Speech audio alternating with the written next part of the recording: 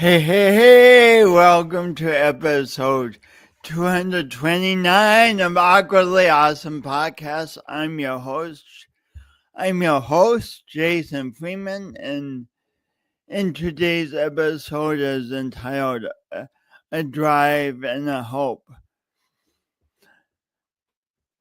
Drive and hope is what we all want for our lives, I think.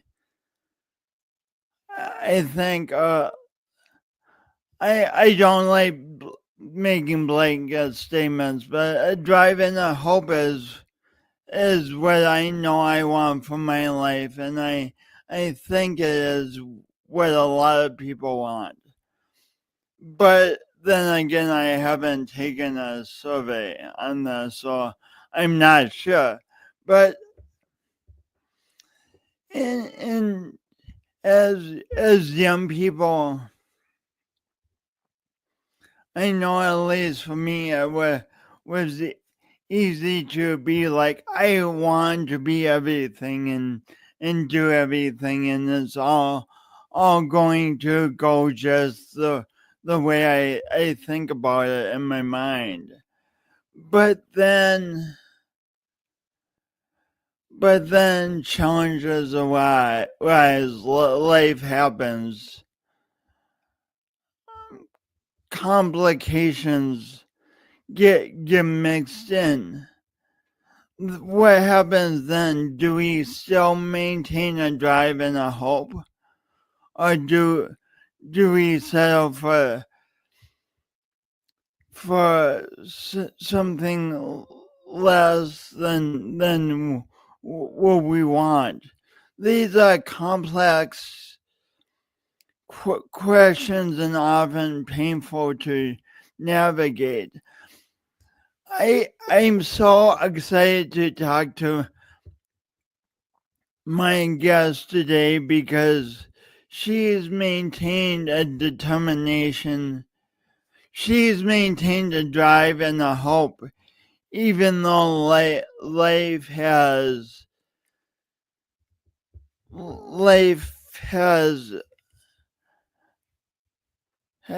worked in such a way that so many challenges that she didn't expect, that she didn't want, have come in her path. I'm excited to bring her on and to tell you more about her story, but first this.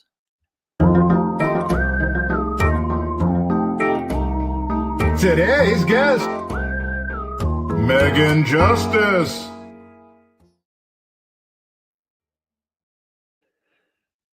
Well, welcome back to Awkwardly Awesome Podcast. I'm still your host, Jason Freeman, and I still have a speech impediment. Let me tell you about Meagan Justus. I was introduced to Meagan Justus by a college friend who told me that she's on a quest to live her best life, one stubborn health challenge at a time. I already was excited to talk with her. After I read that, Meagan experienced the first symptoms of her illness when she was about 7 years old. As she reached the later years of high school, her illness became profoundly challenging, and by college, it was apparent that her condition was chronic. Not only did her health struggles make college unmanageable, these trials thwarted her dream of graduating with degrees in psychology and human resources. Her doctors exhausted every diagnostic avenue, ruling out all known diseases. After confirming they were facing a genuinely undiagnosed condition, they submitted applications to both the Undiagnosed Disease Network, UDN, and Vanderbilt Potocsnak Center for Undiagnosed and Rare Diseases. For reference, I didn't pronounce Potts Vanderbilt, whatever center. I don't know what that word is. So if you're trying to pronounce the name of, if you're trying to pronounce that word, don't refer to this podcast, please. Anyway, these specialized research programs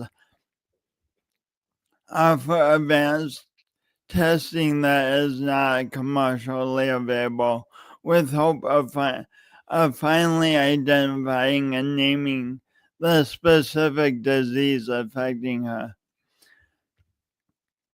She spent a decade working various jobs in the insurance industry.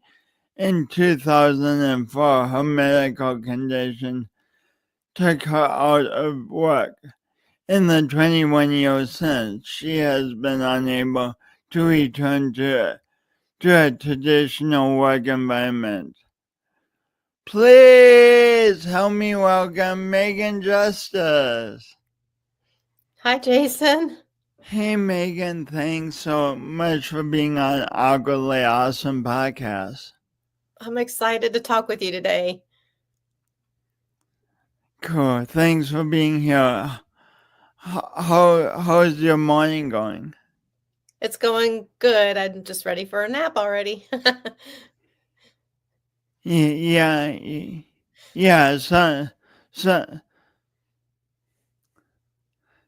Sometimes I like that.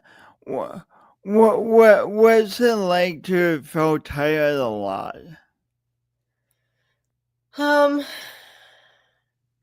It just feels like I always live with some level of fatigue, but it just kind of like I hear often in the chronic illness world, they describe it as like having the flu. I don't always have the aches and pains, but the fatigue is just, it's not really something I can describe unless somebody's experienced it, to be honest. And have you had this since you were a kid? Yeah, I mean, in hindsight, I see symptoms of it from really even early elementary school.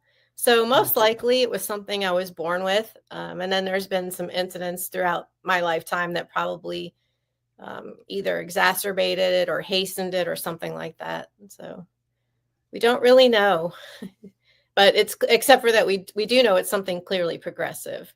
That at this point, I don't have a single organ system that's functioning properly, which is kind of bizarre. Even though I look normal, I am definitely not. So what's it like for you? So, by the way, our conversation is taking a completely different path than I told you a few minutes ago. Thanks for bearing with okay. me. I hope I didn't throw you off. No, not at all. Okay. So I have a very very noticeable auditory thing going on with me, speech impediment, and if you saw me in a basketball game, Meagan, you would immediately be like, that guy has some issues. But what's it like for you having a condition that is so hidden from the rest of the world? That's a good question. I think I've been dealing with this so long that you do adjust to some degree, and then in other scenarios you just don't, because you get a constant, especially people don't realize, like, I can do something.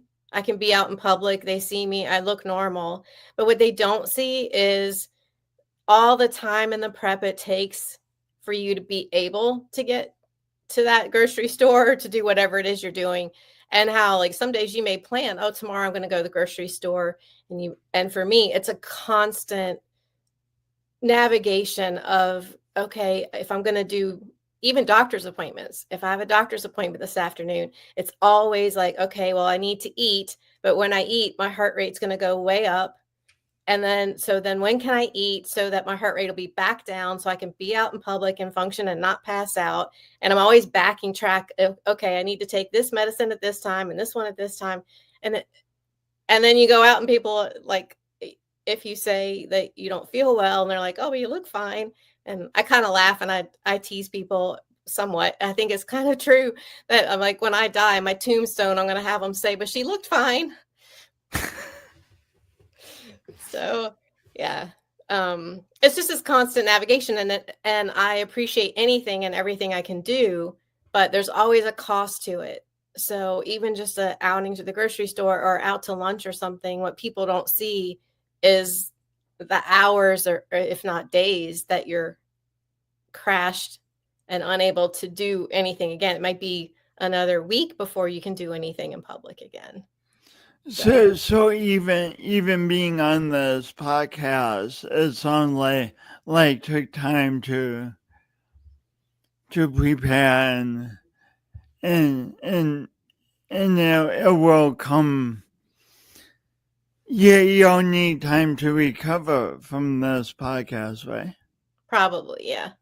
But not, I mean, at least I'm not having to go anywhere this time. I'm just sitting in my home. So, but it's mostly just navigating the medication schedule. Like, okay, for me to do something in the morning, got to get up at this time so I can take these meds. And it becomes kind of a way of life. But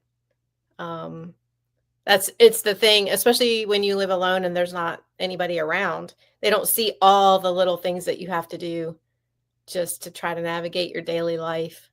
So I think it's just not appreciated by most people, the challenge. Well, I need to turn off my notifications. Sorry. I've only done 229 of these, but I still forget.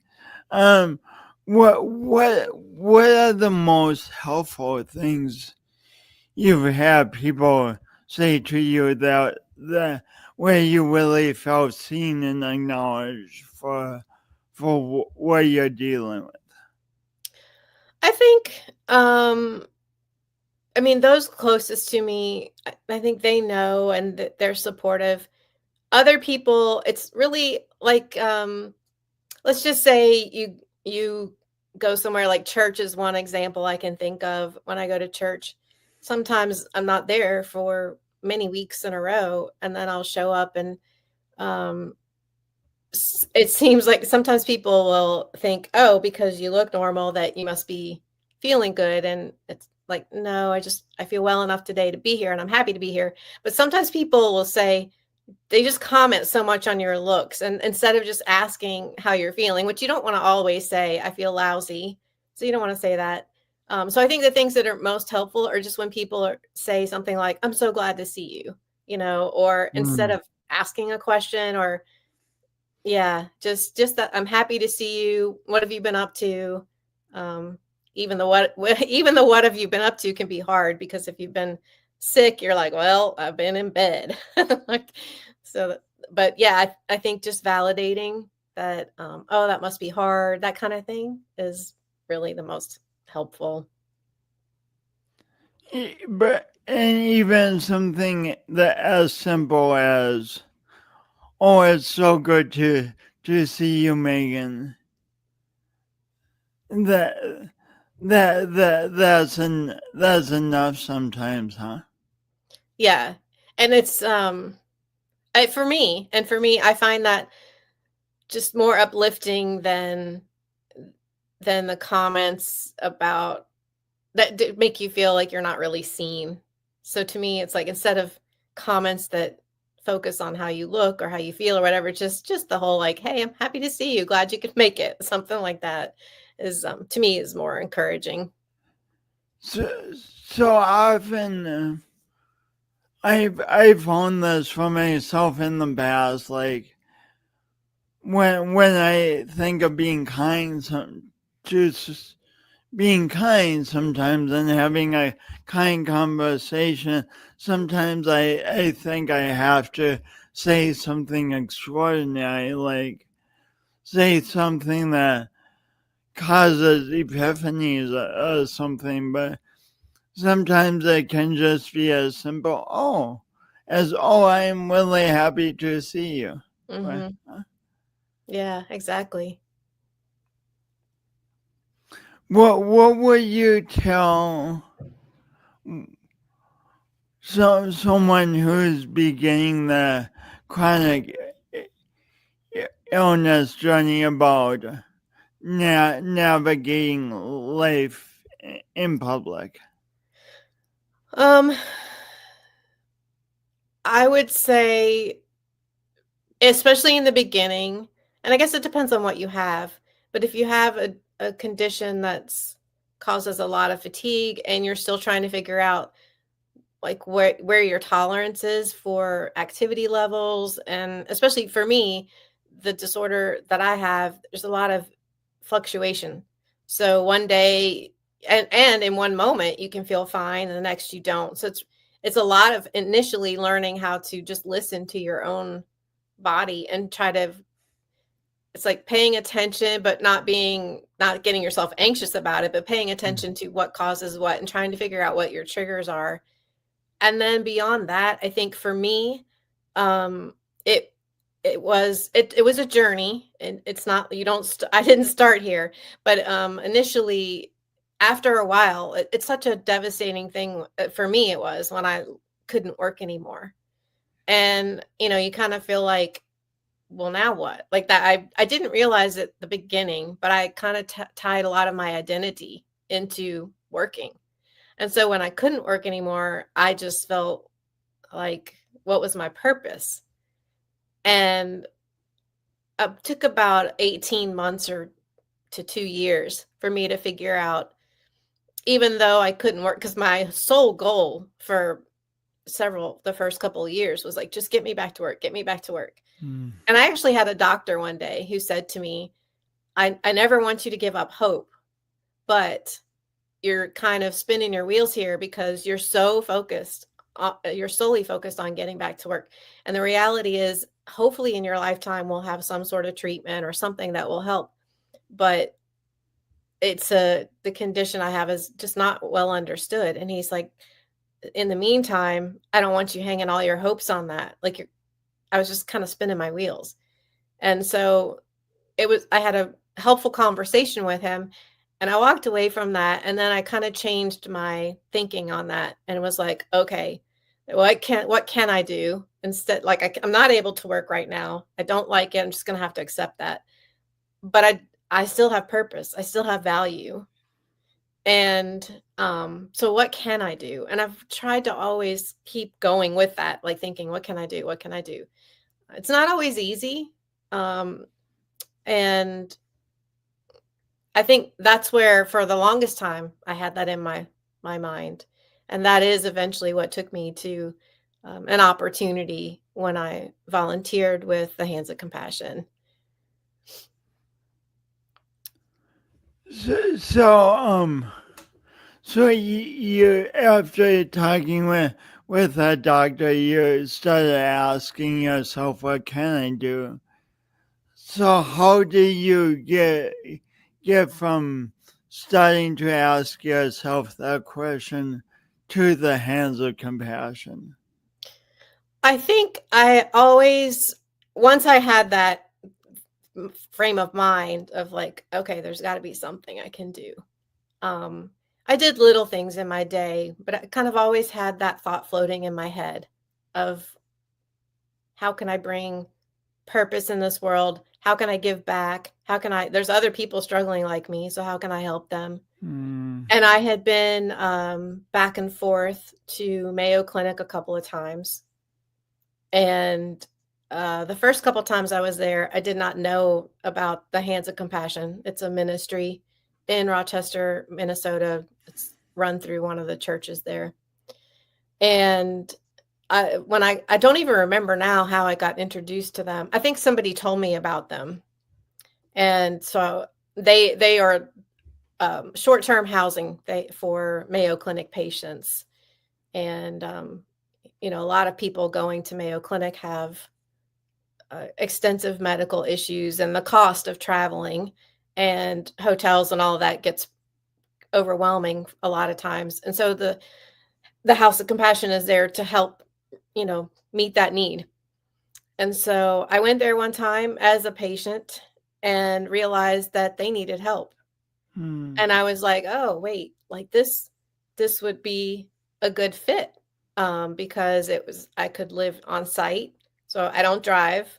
So that I was like, on site, I don't have to drive, and I can volunteer. And I was able to help when I could, the days I didn't feel well, it's okay. I was volunteering. So it wasn't, and so it was a great setup, for me, and a way to give back, which was just mentally, that was huge. Like, just feeling like you had some way to help other people. And I had been through such a medical journey, and for me, it was whatever I'm dealing with was so technical. At the time I was diagnosed initially, there was nothing. There was no support groups. The only thing you could find on the internet was just medical journal information.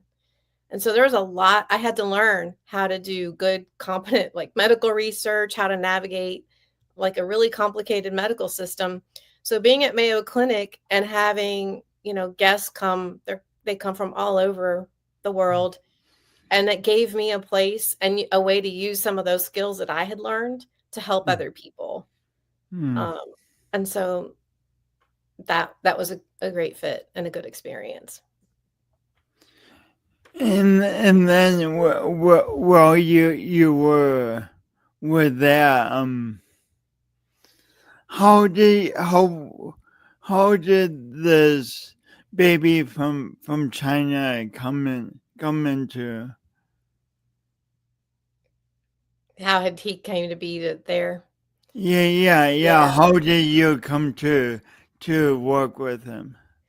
We had, I think I'd been there for a year and a half or so.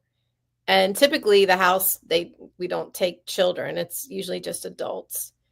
But we got a call from somebody. I don't remember honestly if it was a social worker from the hospital or somebody, but we got a call and asking if we could help.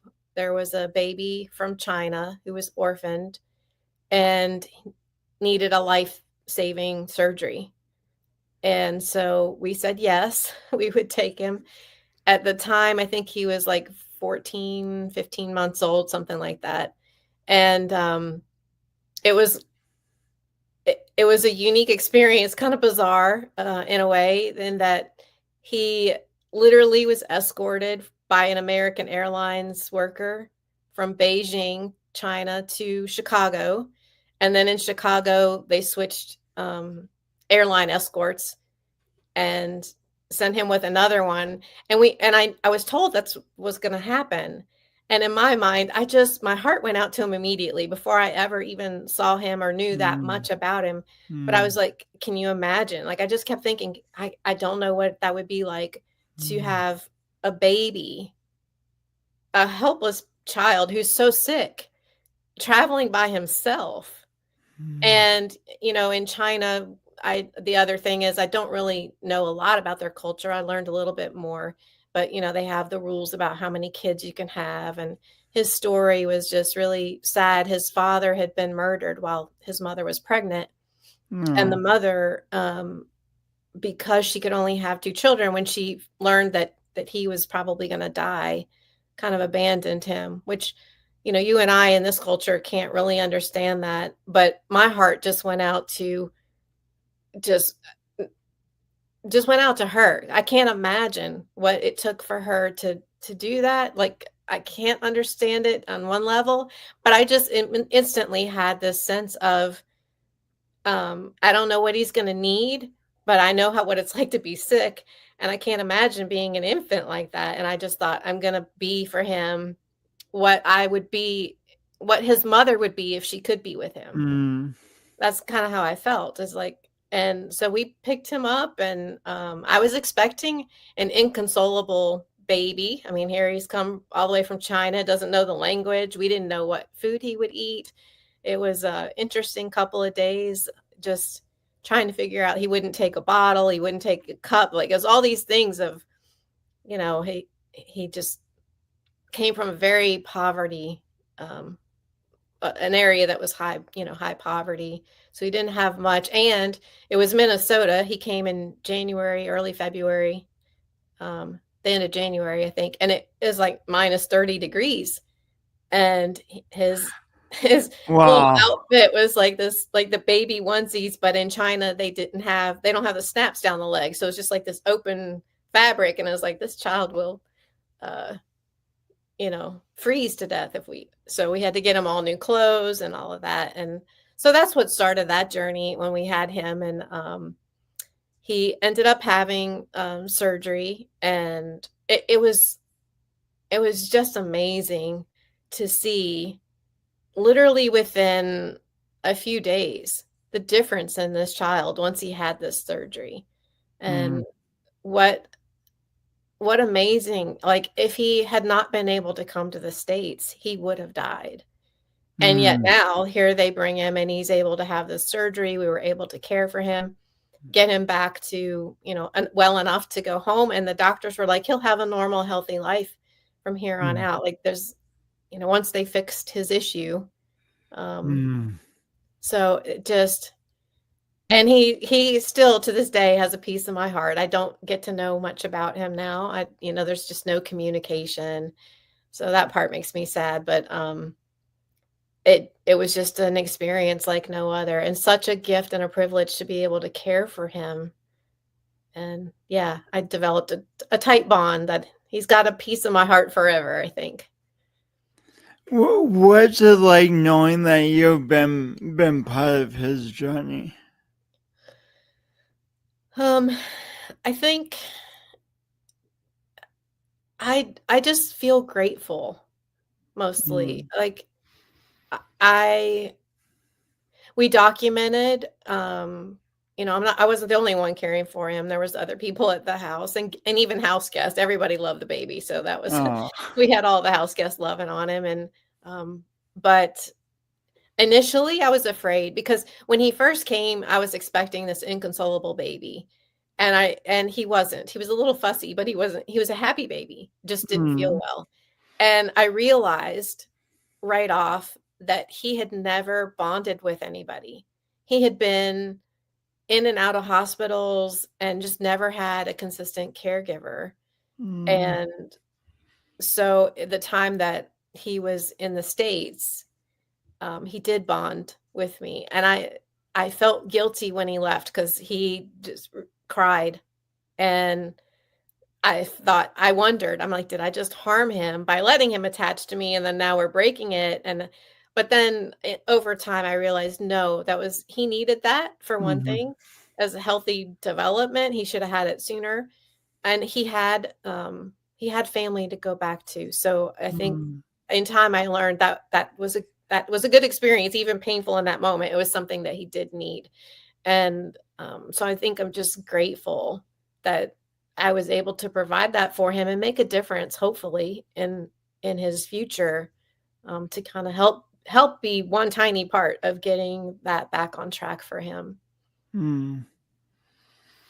You said the guests in the house who release, who have their own serious health challenges, right? You said they really bonded with the baby.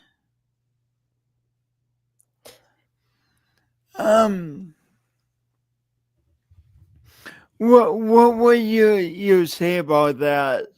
Sometimes I think it's easy to think of people with serious health challenges that we can only they need our help. We can only give to them, but the people living at the house wanted reciprocity. They want. It sounds like they wanted to give love to the baby, to be of service in that way.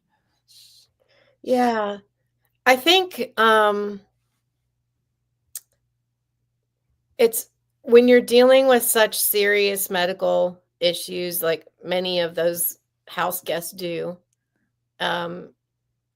it really makes you kind of hone in on what life is really about. So that's one thing. It's like, well, we're here to help each other, right? And so and also when you're going through your own stuff, it helps to have somebody else that you can help, you know. When you're going through your own stuff, it Mhm. helps to have someone else who can help. Right. And that help might be small. So why have you found that to be true? Oh, I don't know if I could answer the why. I just think that's how we're wired. And Mm. it keeps you from, yeah, I mean, you can almost always find someone that's had it worse than you. And that doesn't negate what you go through yourself. But if you're trying to find the purpose and your hope and the drive to keep going, for me anyway, that's what does it. It's like serving someone else.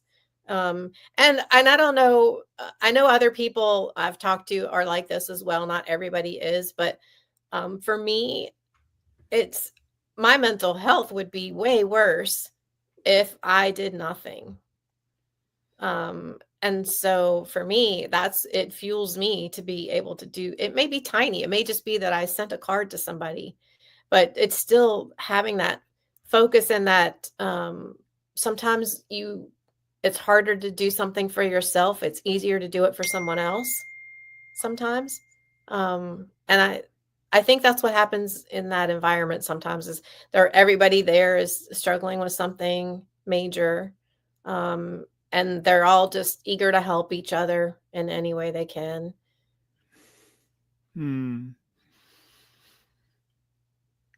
It sounds like a Willie. Would the term "a loving environment" would that be accurate for? I think so.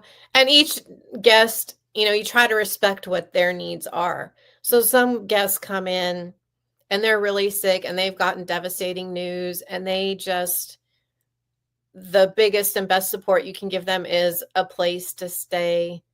And they want their privacy, and that's fine. And then there's other guests that come in who sometimes you get people who are coming back and forth for cancer treatments or something like that. And you get to know them. They become family. And because they're in such a critical spot in life and, very vulnerable, it's sometimes you just connect. It's like family. You're there for them, especially when many of these people are traveling. They don't have their family with them. And so when they're getting devastating news, and you can be the one that at the end of the day, when they come back to the house, if they want to share what happened or what they're thinking or feeling, you become like you are a support system for them. And so I've taken a number of relationships of people that I met while I was there, and I still to this day am in touch with them and our friends. So it's a blessing all the way around because it's like you're able to be there and support them in those moments. And then now I've developed these friendships that, have been years now that I wouldn't have had otherwise. And there are other people who know what it's like to deal with a serious medical condition. So they have an understanding that just the average person may not have. You mentioned sending cards, which I mean, so much communication is now obviously email, text, Facebook message, whatever. What do you love about sending cards? Well, I've always had a passion for writing and cards, so I like to combine the two, and I like actually when I first got to Minnesota and I couldn't drive. It's when you can't drive, there's a lot of things you're like, you know, you have to plan your life differently, Mm. and I like to send cards, and I would be like, I don't have a card. And I couldn't get out to get one. And so I was like, well, I'm going to learn to make them.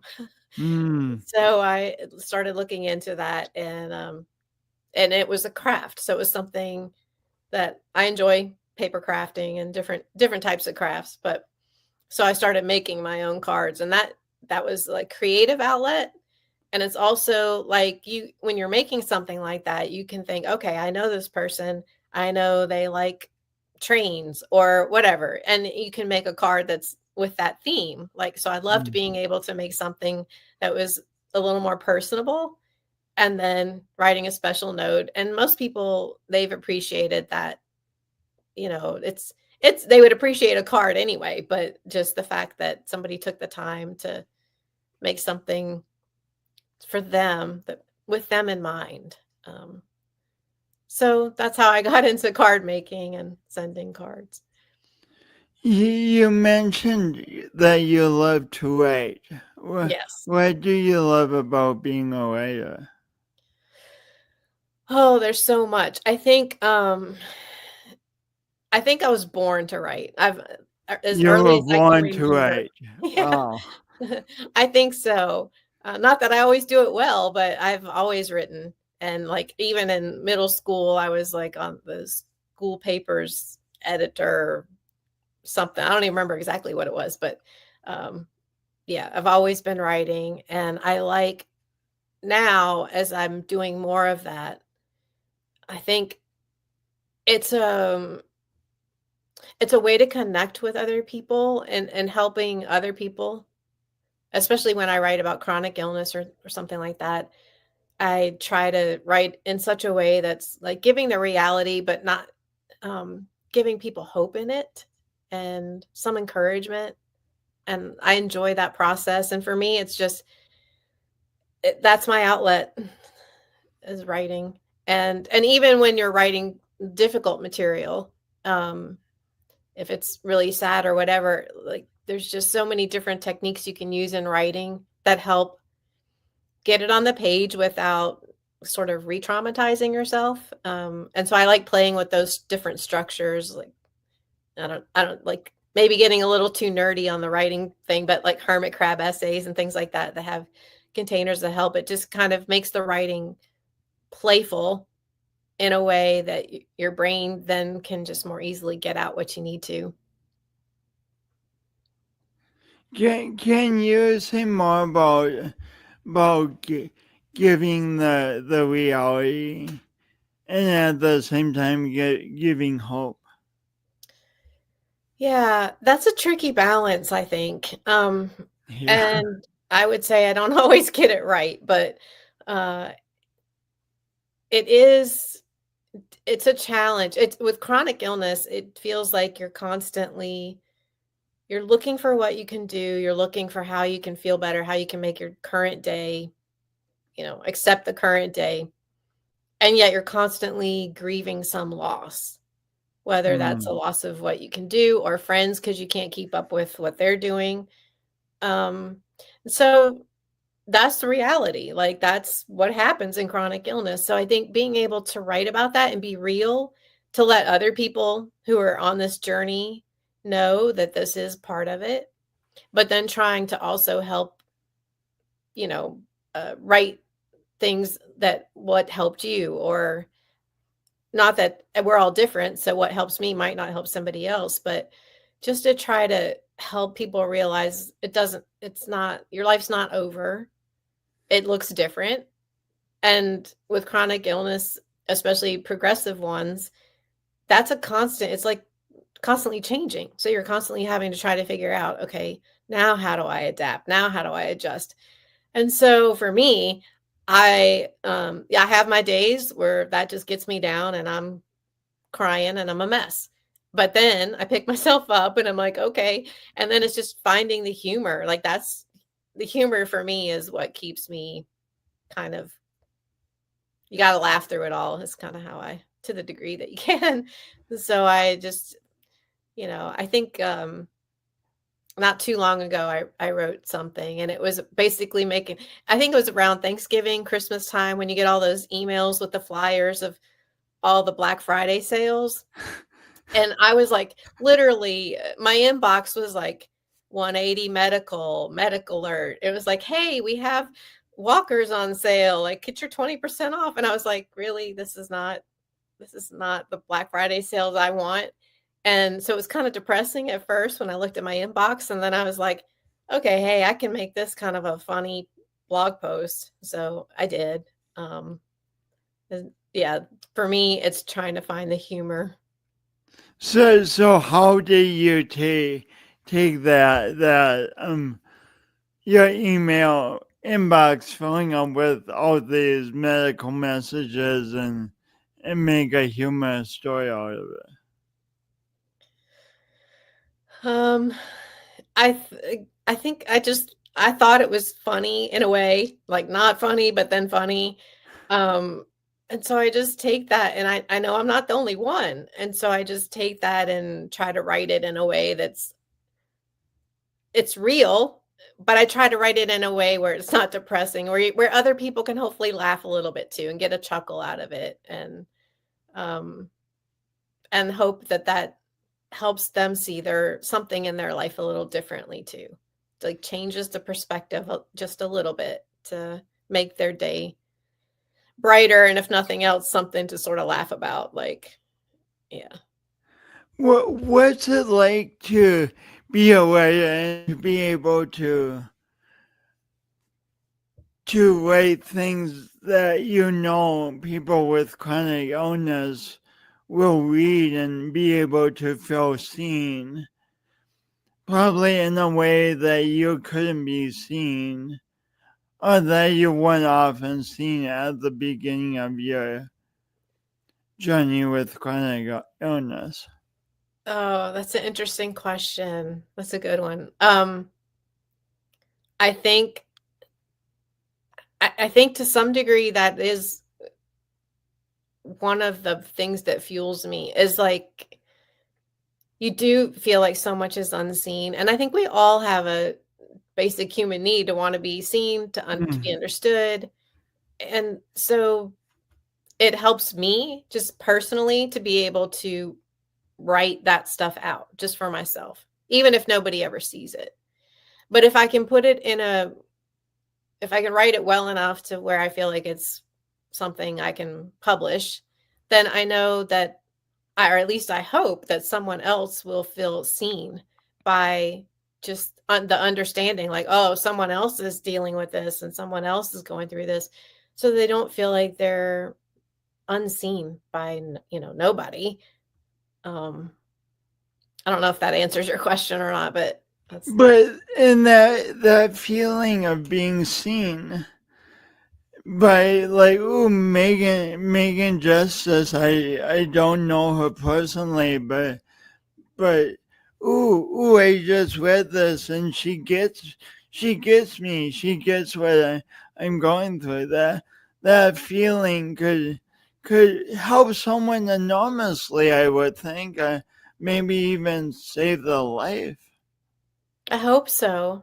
I hope that anything that I write and share, I hope that somebody can connect with that and feel less alone and seen and understood in a way that I know that I have when I read things that resonate with me.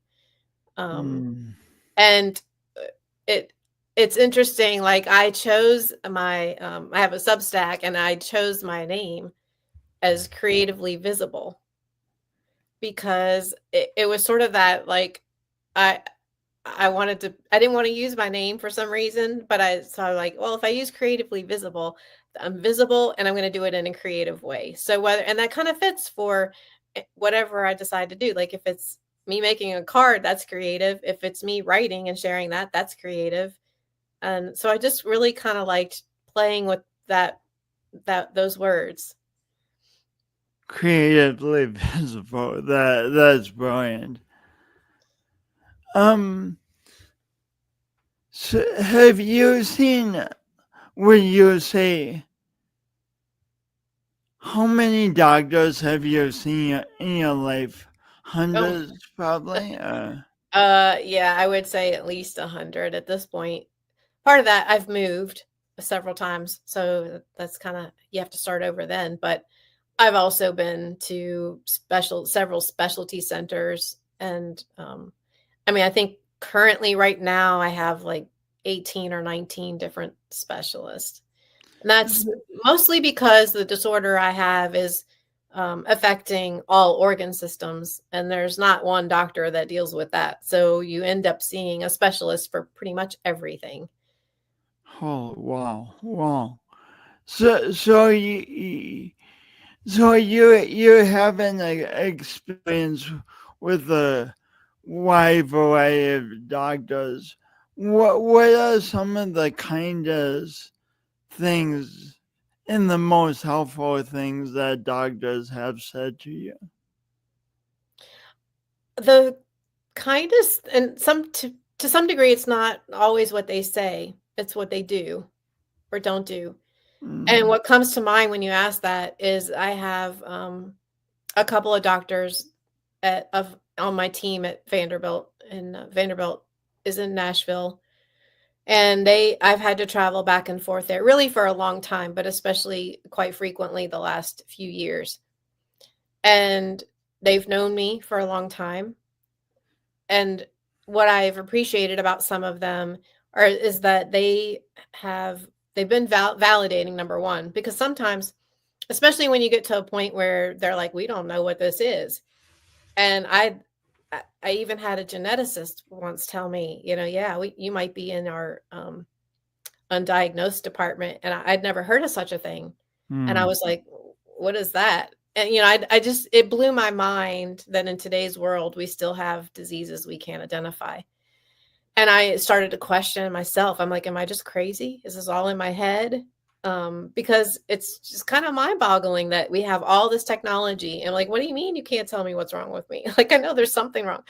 And they've been very validating. They're like, no, you've got lots of testing. There's lots of abnormality here. This is not anything. You're not making it up. It's not in your head.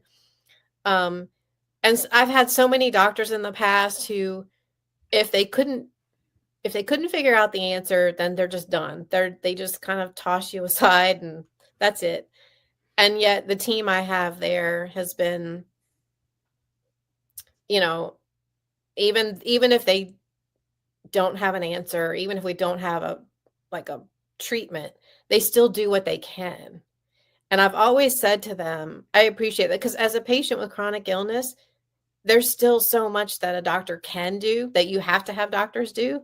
It's like filling out all the stupid forms that you get from all the different insurance companies or whatever, whether it's advocating for, home health or PT, like all those things.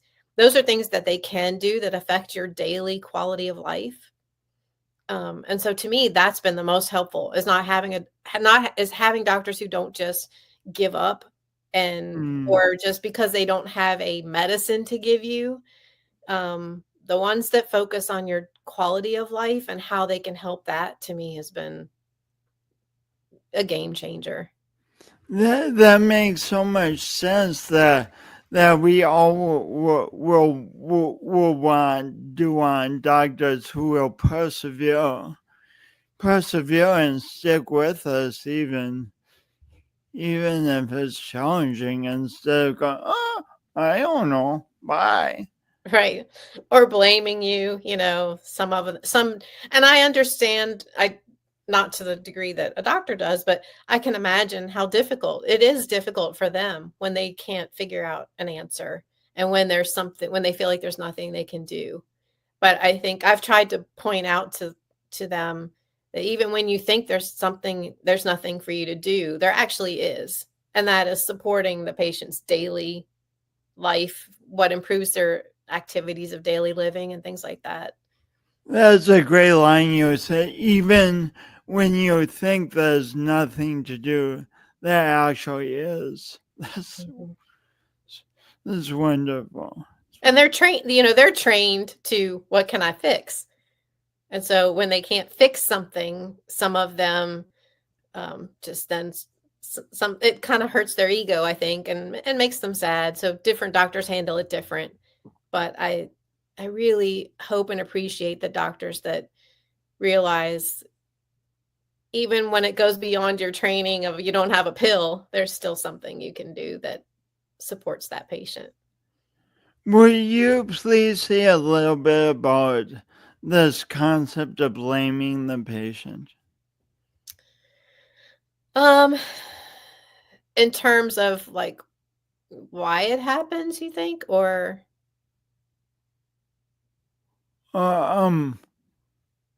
Or just what is it? What does it feel like? oh, okay. Yeah, well, I can give an example. Like I went to one of the big centers and they kept me for like 6 weeks running lots of different tests. This is Lots a of long time. Yeah, right. And that it was it was overwhelming.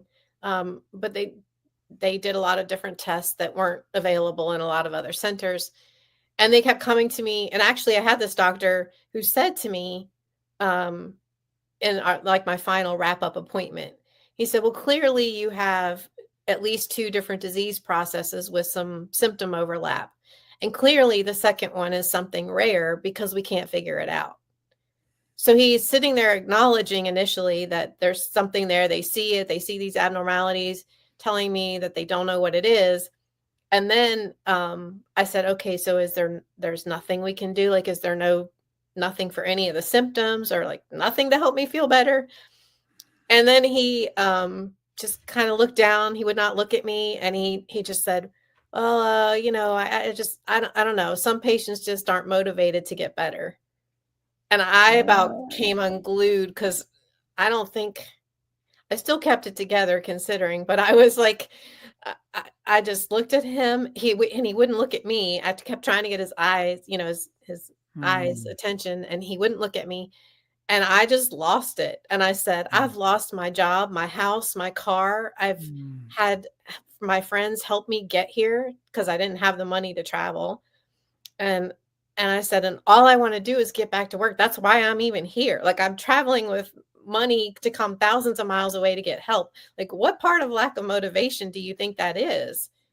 And he just kind of, well, I'm sorry. I guess that came out wrong. And I was like, yeah, you think? And it's very confusing because he just sat there and told me 2 sentences before that there was clearly something wrong and that there was some disease and it had to be rare. And then he flips and tells me that I wasn't motivated to get better. And so that I think is an example sometimes of a doctor. It took me a while. I mean, because you walk out of there upset and questioning yourself. But I also knew like this is not me, and it wasn't even him because he was giving me 2 different 2 different things. And so several people said it's really hard on some doctors when they don't have an answer and they'll just end up kind of blaming the patient. And when that happens, it's really harmful. And it doesn't help anybody, doesn't help the patient. And I got to think that doctor, like I feel bad for him that he didn't have better tools to handle. What do you do when you have a patient like that? Because they will come across that. In most fields, in most medicine, there'll be some patient at some point that they are stumped with. And so even to think that they don't have the tools to deal with that. This painful story brings up you when we talked before, you said the term medical PTSD. Yes. What is that? I don't know that I could really define it per se, except for just that when you've gone through a lot of different medical procedures, and it's a lot of trauma with especially invasive procedures, and when it's been long-standing, ongoing, and kind of relentless, and some of the way I'm trying to think of an example, but some of the things that just the way you're handled in the medical world, it's just like, they're so focused on timelines and have too many patients and things like that. And, well, I can think of one actually. About a year or two ago, I had to have a surgery, and it was, for most patients, it would have been a minor thing. But for me, they had to actually put me under all the way. And I hate being put to sleep. And I remember being in the operating room, and the time before that I had been put to sleep, I woke up and had gotten the news that my father had been rushed to the hospital, and he Oh ended my up God. passing away. And so here I And am the you next and time. you what? And you what? What? Your father had been rushed to the hospital and what? And he ended up passing away. But Oh, I woke oh. up to that news. And so the next time I had to go under, I was sort of like, "Whoa," like, it hit me all of a sudden, like, "Oh, the last time I had to do this, I woke up and, it had this really life-changing news." And I was trying to tell the anesthesiologist. I was scared. I was scared of being putting on under again, and I was just kinda hit with that memory. And so I was trying to convey to them that I was scared, and like, "Hey, the last time you put me under, I woke up and this is what happened." And they were kind of like, they're busy, they're on their time schedule. They didn't want to hear it. So she just like put me out like really fast. And I did not know at the time. I woke up from that surgery, and I'd never had this experience before, but I was just like crying, like unconsolably. Mm. And I'm not like that, and I had never had Mm. that experience before. And I remember I was just crying. I was saying to the nurse, "I don't know what's wrong. Why am I crying?" Like, I didn't even know. And I found out later that, they said often when patients go under, like, the state that they're in at the time they go under is how they come out. And Mm. so they're like, and they actually said to me, if that anesthesiologist or the nurse or whoever had taken just the extra 30 seconds to hear you out and reassure you, you probably would have woken up completely different. Well, again, simple kindness doesn't take all day. Extra 30 seconds. Right. And that's what they were like the pre-op person that I last talked to. She's like, "We can do better and we will do better." She's like, "I'll Mm. make sure that that's in your chart, and the next time we have to put you under, we'll make sure that that you're feeling more secure before we put you out," and things like that. Mm. And so I think that I think is the closest example I could give you to sort of like a medical PTSD. Life is happening, there's lots of things, and you end up getting sort of triggers or memories or whatever that affect you. And um I think but I had a doctor who recognized that. Like he just said, "Look, we've put you through so much. It wouldn't surprise me if you have some medical PTSD at this point." It just kind Mm. of goes with the terror. And I think our children's hospitals are designed in a way to think about that. Like with young kids, I don't know that you can prevent all of it, but they're much more in tuned, it seems like, to preventing some of that. But with adults, it's not given at this point. I've never seen it anywhere given the same sort of consideration. Mm. So Megan, in my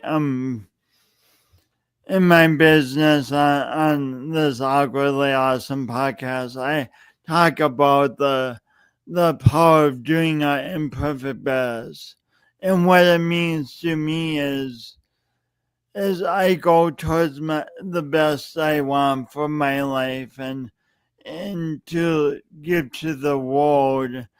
And when obstacles, mistakes, frustrations come up, instead of using those as a reason to to um to give up on my idea of my best, I try to learn from that all, to be inspired by that all, and move once again towards my best.